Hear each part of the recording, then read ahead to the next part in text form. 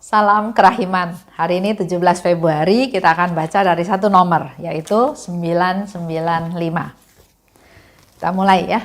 Dalam nama Bapa dan Putra dan Roh Kudus. Amin.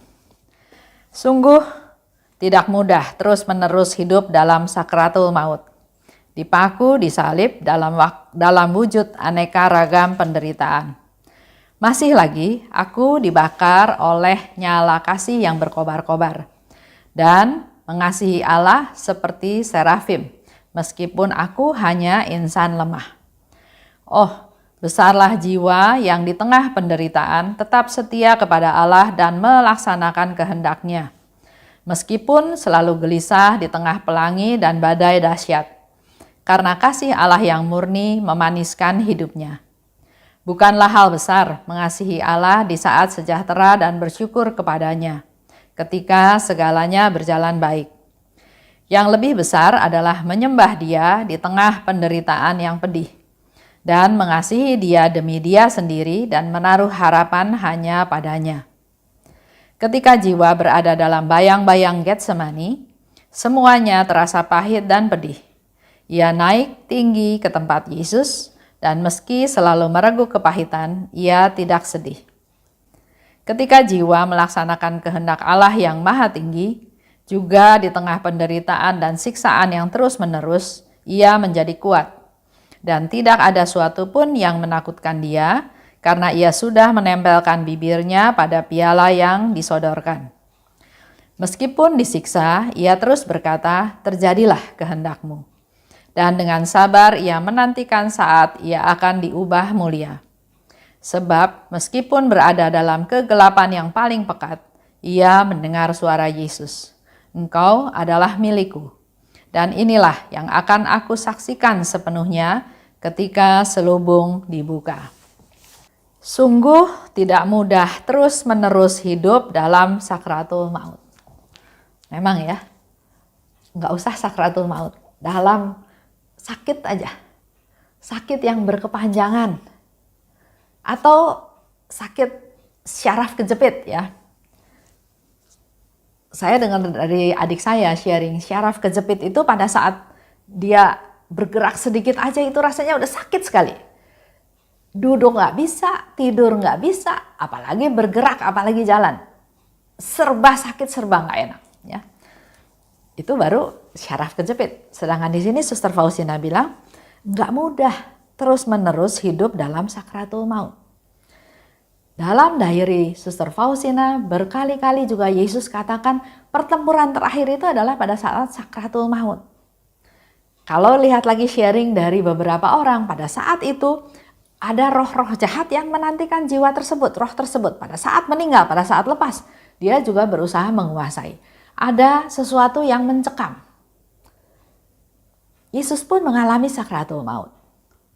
Nah, bedanya di sini untuk Suster Faustina, dia mengalami sakratul maut, tapi dia tahu dia belum saatnya untuk pulang. Jadi nggak tahu nih sakratul mautnya sampai kapan.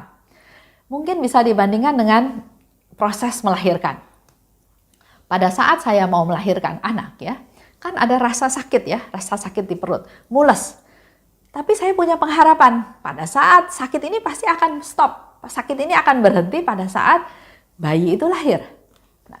Beda dengan yang Suster Faustina alami. Dia mengalami sakratul maut, tapi dia tahu dia nggak akan mati sekarang. Jadi itulah yang dia ungkapkan, sungguh tidak mudah terus-menerus hidup dalam sakratul maut. Yang dia alami dipaku disalib. Dalam wujud aneka ragam penderitaan. Dia mengalami penderitaan. Bayangkan ya, tangan, kaki dipaku disalib. Betapa nyeri, betapa sakitnya ya. Dan juga ada penderitaan lain, dicambuk. Banyak hal yang bisa dilakukan orang untuk menyiksa. Bahkan di sana dibakar, dia juga merasa dibakar oleh nyala kasih yang berkobar. Dari semua situasi ini, Suster Faustina katakan untuk kita semua juga ya, besarlah jiwa yang di tengah penderitaan tetap setia pada Allah. Jadi dia mengalami penderitaan, dia berusaha tetap setia pada Allah, dan di sini mau menghibur kita semua bahwa Mereka-mereka yang bisa bertahan dalam penderitaan itu adalah sesuatu yang punya nilai besar, yang setia pada Allah, dan tetap melaksanakan kehendaknya. Walaupun dalam pelaksanaan yang dikatakan oleh Suster Faustina bahwa mengalami gelisah di tengah pelangi dan juga badai yang dahsyat. Ada ketidakpastian pasti ya, ada kegelisahan dalam penderitaan itu sampai kapan ya. Tapi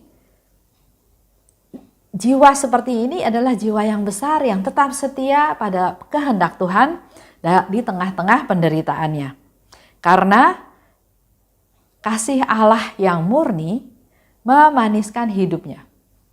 Jadi buat Bapak Ibu yang sekarang sedang menderita ya, menderita mengalami satu situasi yang belum ada solusinya atau tidak jelas atau bahkan tidak punya solusi atau jalan buntu atau mengalami sakit penyakit yang berkelanjutan.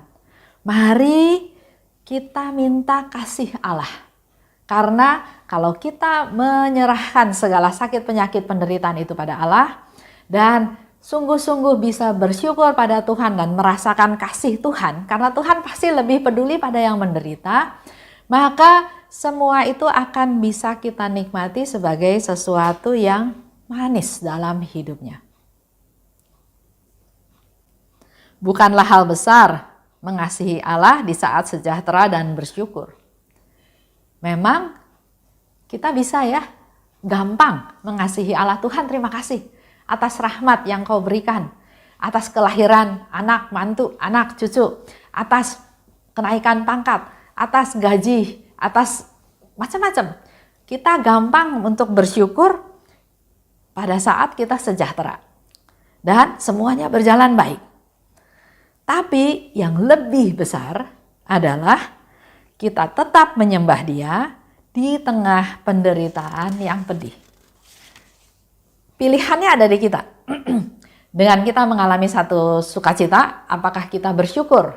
Syukur, kita bisa bersyukur. Tapi ada banyak orang yang mengalami sukacita juga masih nggak bersyukur.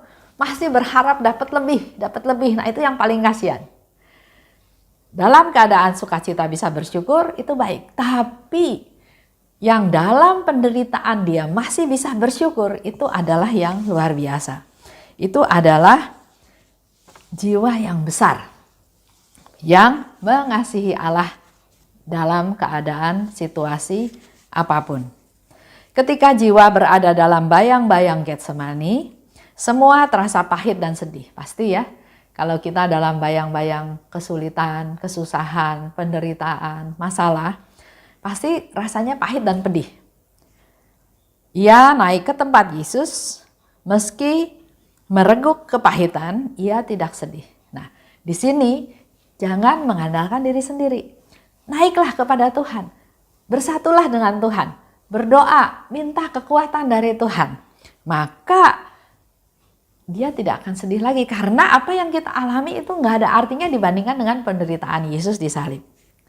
Ketika jiwa melaksanakan kehendak Allah, juga di tengah penderitaan dan siksaan yang terus-menerus, maka jiwa itu menjadi kuat. Sama seperti tadi saya cerita ya, saya berlatih main badminton. Nggak bisa tiba-tiba jadi hebat, jadi pemenang. Harus latihan. Dengan ya berkorban macam-macam, waktu, tenaga, capek juga ya. Harus berlatih, tapi dengan kita melatih diri di tengah penderitaan dan siksaan, maka kita menjadi kuat untuk langkah hidup kita selanjutnya. Tidak ada suatu pun yang menakutkan dia, karena dia sudah menempelkan bibirnya pada piala yang disodorkan. Dia sudah tahu penderitaan itu. Jadi untuk di masa yang akan datang, bila mengalami hal tersebut lagi, dia udah gak perlu takut lagi. Karena dia sudah terbiasa dan dia sudah tahu. Dia sudah tahu bagaimana mengatasi hal tersebut. Penderitaan itu memang gak bisa dihindari ya. Kalau mengalami ya diterima. Itu langkah yang pertama untuk kita keluar sebagai pemenang. Kalau kita tolak terus, lama-lama kita kalah. Kita gak bakal mampu terus menolak. Tapi kalau itu memang terjadi, mari kita belajar menerima. Dengan kita menerima itu sudah satu langkah untuk menuju kepada kemenangan. Meskipun disiksa, ia terus berkata, terjadilah kehendak-Mu. Kalau kita mengalami seperti ini, terjadilah kehendak-Mu Tuhan. Kalau kita di PHK, terjadilah kehendak-Mu Tuhan.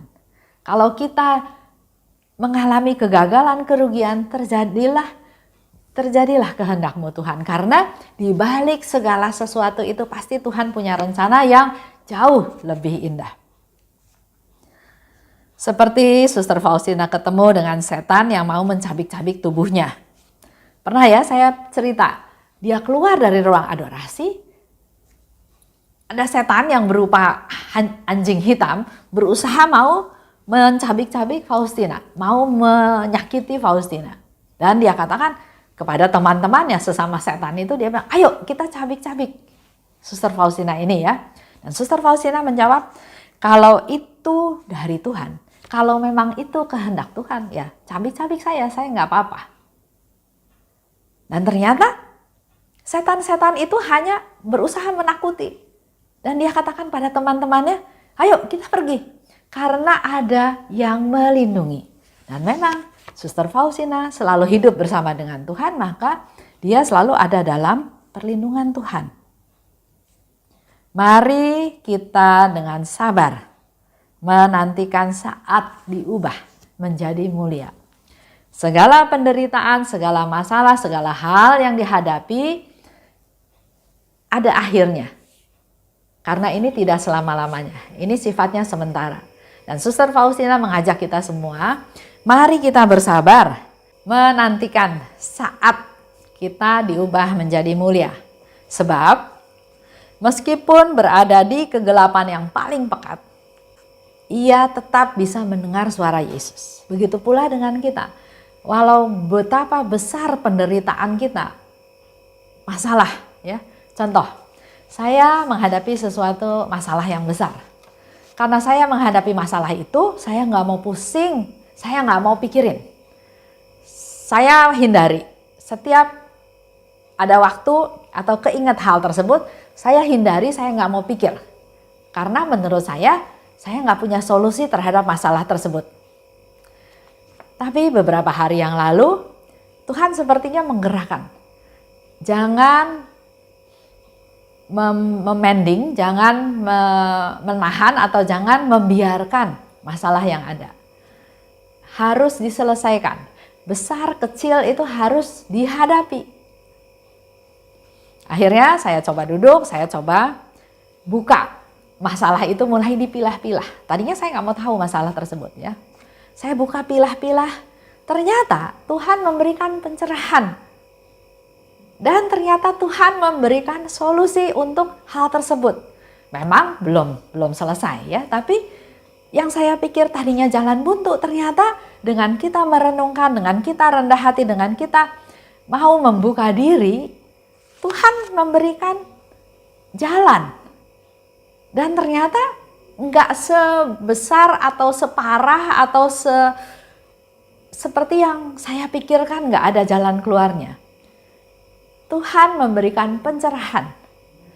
Tuhan memberikan masukan apa yang harus saya lakukan. Ternyata masalah yang saya anggap besar, yang saya hindari itu ada beberapa solusi yang bisa saya lakukan.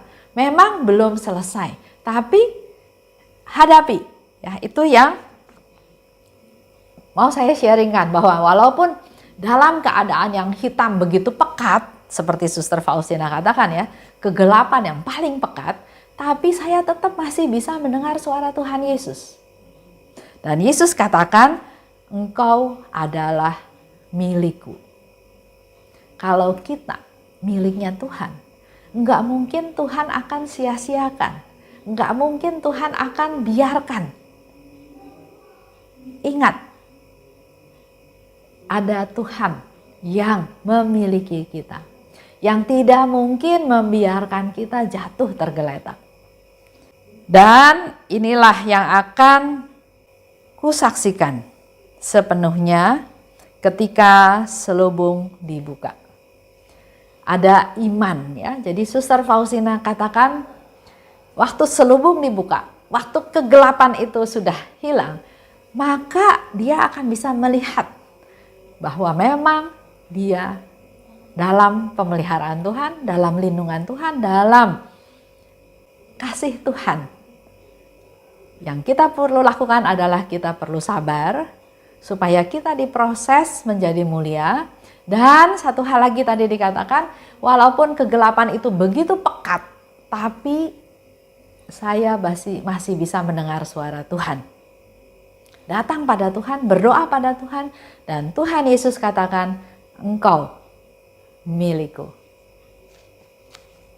Amin.